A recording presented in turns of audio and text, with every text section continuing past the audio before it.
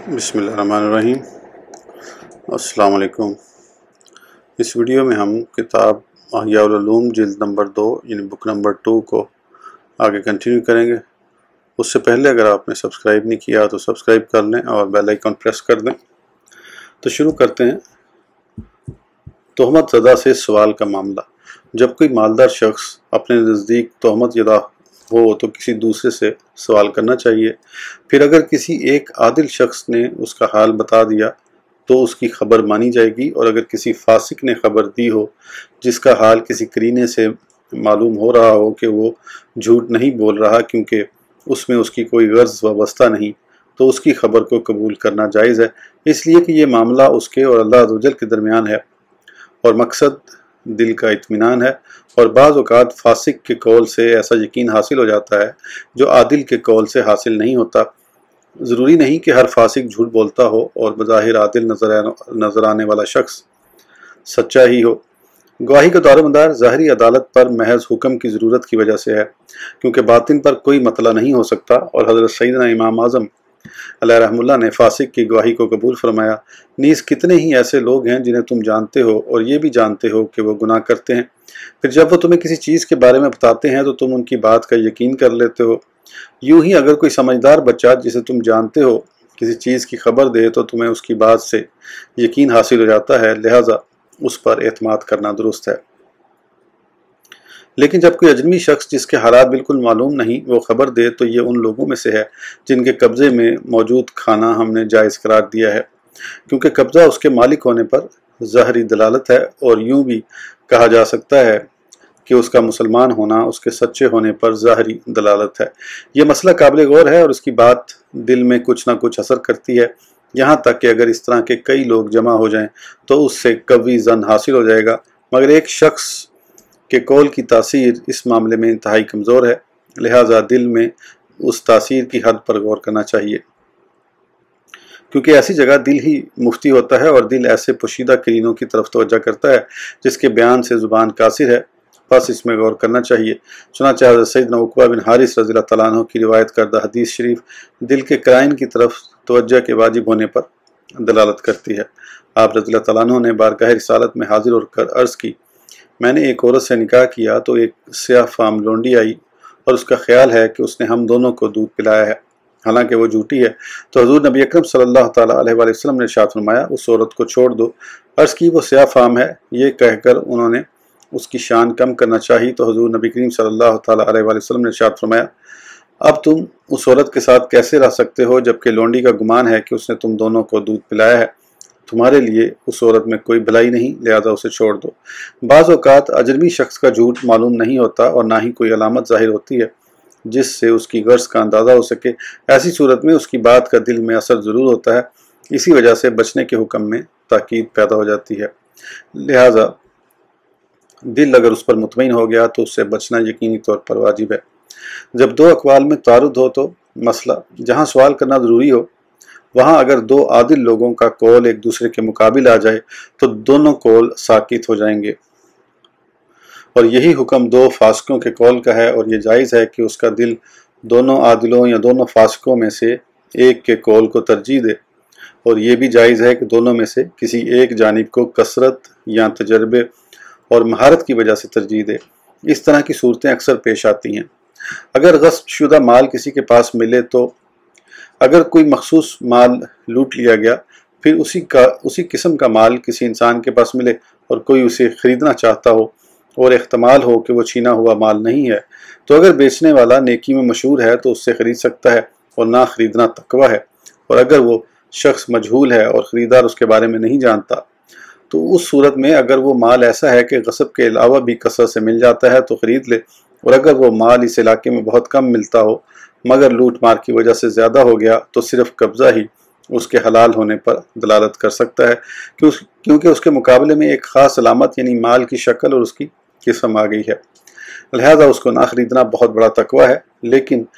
اس اجتناب کو واجب قرار دینے میں غور و فکر کی ضرورت ہے، کیونکہ اس میں علامت ایک دوسرے کے مقابلے میں ہے۔ حضرت سیدنا امام غزالی علیہ رحمہ اللہ فرماتے ہیں، میں اس کے متعلق حکم نہیں دے سکتا مگر اسے فتویٰ طلب کرنے والے کے دل کی طرف لوٹا سکتا ہوں تاکہ وہ غور کرے کہ اس کے نزدیک زیادہ قوی کیا ہے۔ اگر اس کے نزدیک زیادہ قوی مال کا چھینا ہوا ہونا ہو تو اس کے لیے ترک کرنا ضروری ہے، ورنہ اسے خریدنا جائز ہے، اور ایسے مقامات میں اکثر معاملہ مشتبہ ہو جاتا ہے۔ تو یہ ان متشابہات میں سے ہیں جنہیں بہت سے لوگ نہیں جانتے، لہذا جس نے خود کو ان سے بچا لیا اس نے اپنی آبرو اور دین کو بچا لیا، اور جو ان میں مبتلا ہوا وہ ممنوع چراگاہ میں داخل ہو گیا اور خود کو خطرے میں ڈال دیا۔ ایک سوال اور اس کا جواب۔ بارگاہ رسالت میں پیش کیے گئے دودھ کے متعلق حضور نبی پاک صلی اللہ تعالیٰ علیہ وسلم نے استفسار فرمایا تو عرض کی گئی کہ بکری کا دودھ ہے۔ پھر بکری کے بارے میں پوچھا کہ بکری کہاں سے آئی، تو عرض کر دیا گیا۔ پھر استفسار نہیں فرمایا تو کیا مال کی اصل، بنیاد و جڑ کے بارے میں سوال کرنا واجب ہے یا نہیں؟ اگر واجب ہے تو کیا ایک اصل یا دو یا تین کے بارے میں سوال کرنا واجب ہے، یعنی اس میں کیا قاعدہ ہے؟ جواب: اس میں کوئی قاعدہ یا اندازہ نہیں ہے، بلکہ اس شک کو دیکھا جائے گا جو وجوبی طور پر یا بربنائے تقوی سوال کا تقاضا کرتا ہے، اور سوال کی کوئی انتہا نہیں، جہاں شک ختم ہو جاتا ہے وہاں سوال بھی ختم ہو جاتا ہے، اور یہ شبہ حالات کے مختلف ہونے کی وجہ سے تبدیل ہوتا ہے۔ اگر تہمت اس طرح ہو کہ چیز جس کے قبضے میں ہے اسے حلال کمائی کا طریقہ نہیں آتا، تو اگر اس نے کہا کہ میں نے خریدا ہے، بس ایک سوال سے ہی شک ختم ہو جائے گا، اور اگر کہے کہ یہ میری بکری کا دودھ ہے تو بکری کے بارے میں شک واقع ہو گیا۔ تو جب اس نے کہا کہ بکری میں نے خریدی ہے تو شک ختم ہو گیا۔ اور اگر شک ظلم کی وجہ سے ہو، یعنی وہ اس میں سے ہو جو عرب لوگوں کے قبضے میں ہے اور ان کے پاس غصب شدہ کی افزائش نسل ہوتی ہے، تو صرف اتنا کہہ دینے سے شک ختم نہیں ہوگا کہ یہ میری بکری کا دودھ ہے، اور نہ ہی اتنا کہنے سے کہ اس بکری کو میری بکری نے جنا ہے۔ اور اگر وہ اسے باپ کی وراثت کی طرف منسوب کرے اور باپ کے حالت معلوم نہ ہو تو سوال ختم ہو جائے گا۔ اگر وہ جانتا ہے کہ اس کے باپ کا تمام مال حرام تھا تو اس کا حرام ہونا واضح ہے، اور اگر معلوم ہے کہ اس کا اکثر مال حرام تھا تو اس کی افزائش نسل کا زیادہ ہونا، طویل زمانے کا گزرنا اور وراثت کے جاری ہونے سے اس کا حکم تبدیل نہیں ہوگا۔ ان مسائل میں غور و فکر کرنا چاہیے۔ وقف کے متعلق ایک سوال۔ صوفیہ کرام کی خانقاہ میں رہنے والے ایک گروہ کے بارے میں مجھ سے سوال کیا گیا کہ انہیں کھانا پیش کرنے والے خادم کے پاس دو قسم کا مال ہوتا ہے، ایک وہ جو اس گروہ پر وقف کیا گیا ہے، اور دوسرا وہ جو کسی اور جہت سے ان کے علاوہ خانقاہ کے دیگر افراد پر وقف ہے، اور خادم ان سب کو ملا دیتا ہے اور دونوں قسم کے لوگوں پر خرچ کرتا ہے، تو اس طرح کا کھانا حلال ہے یا حرام، یا پھر اس میں شبہ ہے؟ 7 اصولوں کے ذریعے جواب۔ میں نے جواب دیا کہ اس کے بارے میں درجہ ذیل 7 اصولوں کی طرف توجہ کی جائے گی۔ پہلا اصول یہ ہے کہ ان کو پیش کیا جانے والا کھانا غالب طور پر بیع تعاطی کے ذریعے خریدا جاتا ہے، اور ہمارے نزدیک مختار یہی ہے کہ بیع تعاطی جائز ہے، خاص طور پر کھانے والی چیزوں میں اور ان چیزوں میں جن کی مالیت کم ہوتی ہے۔ اس اصل کے اعتبار سے تو صرف اختلاف کا شبہ ہے۔ دوسرا اصول یہ ہے کہ غور کیا جائے گا کہ خادم وہ کھانا اسی حرام مال سے خریدتا ہے یا ادھار لیتا ہے۔ اگر وہ اسی حرام مال سے لیتا ہے تو وہ حرام ہے، اور اگر معلوم نہیں تو غالب گمان یہی ہے کہ وہ ادھار لیتا ہے، اور غالب گمان کے مطابق عمل کرنا جائز ہے۔ اس اصل کے اعتبار سے بھی اس چیز کا حرام ہونا لازم نہیں آتا، بلکہ احتمال بعید کا شبہ ہے، اور وہ احتمال اس کا اسی مال حرام سے خریدنا ہے۔ تیسرا اصول یہ ہے کہ اس نے کہاں سے خریدا ہے۔ اگر اس جگہ سے خریدا ہے جہاں اکثر مال حرام ہوتا ہے تو جائز نہیں، اور اگر کم مال حرام ہوتا ہے تو یہ قابل غور ہے، جیسا کہ پہلے ذکر ہوا۔ اگر معلوم نہ ہو تو اس صورت کو اختیار کرنا جائز ہوگا کہ اس نے ایسے شخص سے خریدا ہوگا جس کا مال حلال ہے، یا جس کا حال خریدار کو یقین کے ساتھ معلوم نہ ہو، جیسے مجہول شخص، اور جس کا حال مجہول ہو اس سے خریدنے کا جواز پہلے بیان ہو چکا ہے، کیونکہ یہی غالب ہے، لہٰذا اس سے اس چیز کا حرام ہونا لازم نہیں آتا، بلکہ ایک احتمال کا شبہ ہوتا ہے۔ چوتھا اصول یہ ہے کہ اس نے وہ چیز اپنے لیے خریدی ہے یا لوگوں کے لیے، کیونکہ متولی اور خادم نائب کی طرح ہوتے ہیں۔ اس کے لیے جائز ہے کہ وہ لوگوں کے لیے خریدے یا اپنے لیے، لیکن یہ فرق نیت کے ساتھ ہوگا یا واضح الفاظ کے ساتھ۔ تو جب خریدنا تعاطی کے ساتھ ہو تو اس میں صریح الفاظ یعنی ایجاب و قبول جاری نہیں ہوتے، اور غالب گمان یہی ہے کہ اس نے بیع تعاطی کے وقت دوسروں کے لیے خریدنے کی نیت نہیں کی ہوتی، اور قصاب اور نانبائی اور جن کے ساتھ یہ معاملہ کرتا ہے وہ اسی پر اعتماد کرتے ہیں اور اسی کے ساتھ بیع کا ارادہ کرتے ہیں، نہ کہ ان لوگوں سے جو حاضر نہیں ہیں، تو بیع اسی کی طرف سے جاری ہوتی ہے اور اسی کی ملک میں داخل ہو جاتی ہے۔ اس اصل کے اعتبار سے بھی نہ تو اس میں کوئی حرمت کا پہلو ہے اور نہ ہی کوئی شبہ، لیکن یہ بات ثابت ہوتی ہے کہ وہ صوفیہ خادم کی ملکیت سے کھانا کھاتے ہیں۔ 5واں اصول یہ ہے کہ خادم ان کو کھانا پیش کرتا ہے لیکن اسے ضیافت یا بغیر عوض کے ہدیہ قرار نہیں دیا جا سکتا، کیونکہ وہ اس بات پر راضی نہیں ہوگا۔ وہ تو اس لیے کھانا پیش کرتا ہے کہ اسے وقف کے مال میں سے عوض ملنے کا اعتماد ہوتا ہے، لہٰذا یہ معاوضہ ہوگا لیکن یہ بیع یا قرض نہیں ہوگا، کیونکہ اگر وہ ان سے ثمن کا مطالبہ کرے گا تو یہ بات مروت کے خلاف سمجھی جائے گی اور قرینہ حالیہ بھی اس پر دلالت نہیں کرتا، تو اس حالت کو حبہ بشرط عوض پر محمول کیا جائے گا، یعنی ایسا ہدیہ جس پر کوئی لفظ دلالت نہیں کر رہا اور ایسے شخص کی طرف سے ہے جس کا قرینہ حالیہ اس بات کا تقاضا کرتا ہے کہ وہ عوض کا متمنی ہے۔ ایسا ہدیہ درست ہے اور عوض لازم ہے، اور یہاں خادم کو کھانا پیش کرنے سے کسی اور عوض کی تما نہیں سوائے صوفیہ کے اس حق کے جو ان کا وقف میں ہے، تاکہ اس کے ساتھ نان بائی، قصاب اور سبزی فروش کا قرض ادا کرے۔ پس اس اصل میں کوئی شبہ نہیں، کیونکہ ہدیہ میں کسی لفظ کی شرط نہیں ہوتی اور نہ ہی کھانا پیش کرنے میں، اگرچہ اس کو عوض کا انتظار ہو۔ جو لوگ حبہ بشرط عوض کو درست قرار نہیں دیتے ان کے قول کا کوئی اعتبار نہیں۔ چھٹا اصول یہ ہے کہ وہ عوض جو ہدیہ میں لازم آتا ہے اس میں اختلاف ہے۔ ایک قول یہ ہے کہ یہ ادنا مال جتنا ہو، اور یہ بھی کہا گیا ہے کہ ہدیہ کی قیمت کے برابر ہونا چاہیے، اور ایک قول یہ ہے کہ جتنی قیمت پر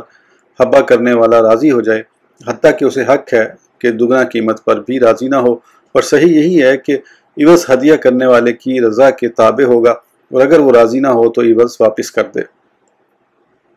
اس صورت میں خادم راضی ہے اس مال پر جسے وہ مقیم لوگوں کے حق میں سے وصول کرتا ہے، پس اگر ان کا حق اتنا ہی ہے جتنا وہ کھاتے ہیں تو معاملہ تمام ہو گیا۔ اگر کم ہے اور خادم راضی ہو جائے تو بھی درست ہے۔ اگر معلوم ہو کہ خادم راضی نہیں ہوگا جب تک اس کے قبضے میں کوئی دوسرا وقف نہ آ جائے جو وہ انہی مقیم لوگوں کی غذا کے سبب حاصل کرتا ہے، تو گویا وہ عوض کی ایسی مقدار پر راضی ہو گیا جس کا بعض حصہ حلال ہے اور بعض حرام، اور حرام ان مقیم لوگوں کے پاس نہیں پہنچا، تو یہ صورت ثمن میں خلل واقع ہونے کے مشابہ ہو گئی، اور اس کا حکم ہم پہلے ذکر کر چکے ہیں کہ وہ کب حرمت کا تقاضا کرے گا اور کب شبہ کا، لہذا یہ صورت بھی حرمت کا تقاضا نہیں کرتی، جیسا کہ ہم نے تفصیل سے بیان کر دیا۔ پس ہدیہ کی وجہ سے اگر ہدیہ دینے والا حرام تک پہنچے تو ہدیہ حرام میں تبدیل نہیں ہو جائے گا۔ 7واں اصول یہ ہے کہ خادم دونوں وقفوں کی آمدنی سے نان بائی، قصاب یا سبزی فروش کا قرض ادا کرے، پس وہ مال جو صوفیہ کے حق میں سے لیا گیا اگر وہ ان کو کھلائے گئے کھانے کی قیمت کے برابر ہو تو معاملہ ٹھیک ہو گیا، اور اگر کم ہو لیکن قصاب اور نان بائی کو جو بھی دیا جائے خواہ حلال سے ہو یا حرام سے وہ راضی ہو جائیں، تو یہ ایک ایسا خلل ہے جو کھانے کی قیمت میں داخل ہو گیا۔ تو اب اس کی طرف توجہ کرنی چاہیے جسے ہم نے ادھار خریدنے میں ذکر کر دیا ہے، یعنی ادھار خرید کر پھر قیمت حرام مال سے دینا۔ یہ صورت تب ہوگی جبکہ وہ جانتا ہو کہ مشتری حرام مال سے ادا کر رہا ہے، پس اگر اس کا بھی احتمال ہو اور اس کے علاوہ کا بھی تو شبہ کم ہوگا۔ جواب کا خلاصہ: اس گفتگو کا خلاصہ اور نتیجہ یہ نکلا کہ ان کا کھانا حرام نہیں ہے، لیکن کھانے میں شبہ ہے جو کہ تقویٰ سے بہت دور ہے، کیونکہ یہ اصول اگر زیادہ ہوں اور ہر ایک میں شبہ کا احتمال پایا جائے تو کثرت احتمال کی وجہ سے حرام کا احتمال نفس میں پختہ ہو جائے گا، جیسا کہ جب حدیث کی سند طویل ہو تو جھوٹ اور غلطی کا امکان کبھی ہو جاتا ہے بنسبت اس کے جس کی سند میں راوی کم ہو۔ بس یہ اس واقعے کا حکم ہے اور یہ فتاویٰ میں سے ایک ہے۔ ہم نے اسے یہاں اس لیے بیان کیا تاکہ پیچیدہ اور مشکوک مسائل کا حل نکالنے کی پہچان ہو جائے، اور اس لیے کہ مسائل کو اصول کی طرف کیسے پھیرا جائے، کیونکہ یہ ایسا مسئلہ ہے کہ اکثر مفتی اس سے عاجز ہیں۔ باب نمبر 4 مالی حقوق سے خلاصی کا بیان۔ جان لیجئے کہ اگر توبہ کرنے والے کے پاس حرام اور حلال کے اختلاط والا مال ہو تو اس کے لیے اولاً حلال اور حرام کو الگ کرنا ضروری ہے، اور دوسرا یہ کہ اسے کہاں استعمال کرنا ہے، ان دونوں باتوں کا خیال رکھنا لازم ہے۔ پہلی بحث حرام مال کو الگ کرنے کا طریقہ۔ جان لیجئے کہ جو شخص توبہ کرے اور اس کے پاس غصب، امانت یا اس کے علاوہ کوئی حرام مال ہو تو اس کا معاملہ آسان ہے، اس کے لیے حرام کو الگ کرنا ضروری ہے، اور اگر وہ مال اختلاط والا ہو یا مشکوک ہو تو اس کی دو صورتیں ہیں۔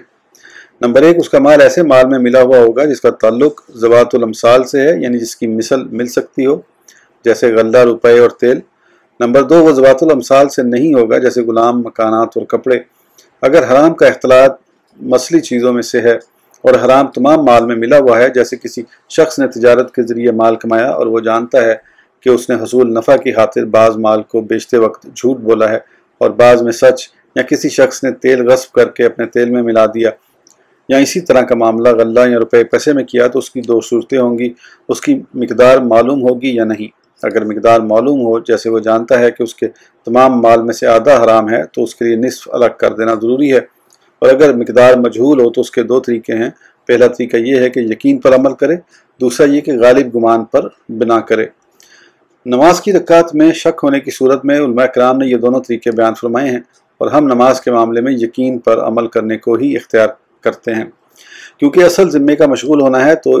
استصحاب پر عمل کیا جائے گا، اور اس میں بغیر کسی قوی علامت کے تبدیلی نہیں ہوگی، جبکہ رکعت کو شمار کرنے میں کوئی ایسی علامات نہیں ہیں جن پر یقین کیا جا سکے۔ جہاں تک مال کا تعلق ہے تو یہاں ایسا کہنا ممکن نہیں کہ اصل یہ ہے کہ جو اس کے قبضے میں ہے وہ حرام ہے، بلکہ وہ مشتبہ ہے، لہٰذا غور و فکر کر کے اسے غلبہ ظن پر عمل کرنا جائز ہے، لیکن یقین پر عمل کرنا تقوی ہے۔ اگر تقوی اختیار کرنے کا ارادہ کرے تو طریقہ یہ ہے کہ صرف اتنی مقدار اپنے لیے بچا رکھے جس کے حلال ہونے کا یقین ہو، اور اگر غالب گمان پر عمل کا ارادہ ہو تو اس کا طریقہ یہ ہے کہ مثال کے طور پر اس کے قبضے میں تجارت کا مال ہو جس میں سے بعض فاسد ہو اور یقین ہو کہ نصف حلال ہے، اور مثلا تہائی حرام ہے تو چھٹا حصہ باقی رہ گیا جس میں شک ہے، تو اس میں غالب گمان کے مطابق عمل کیا جائے گا۔ یہی ہر مال میں تحری کا طریقہ ہے، اور وہ یہ کہ حلال و حرام دونوں طرفوں میں سے جو مقدار یقینی ہے اس کو الگ کر دے، اور وہ مقدار جس میں شک ہے اگر اس کے غالب گمان میں وہ حرام ہے تو اسے بھی الگ کر دے، اور اگر غالب گمان کے مطابق حلال ہے تو اسے رکھنا جائز ہے، اور تقوی الگ کرنے میں ہی ہے، اور اگر اس میں شک ہو تو اسے رکھنا جائز ہے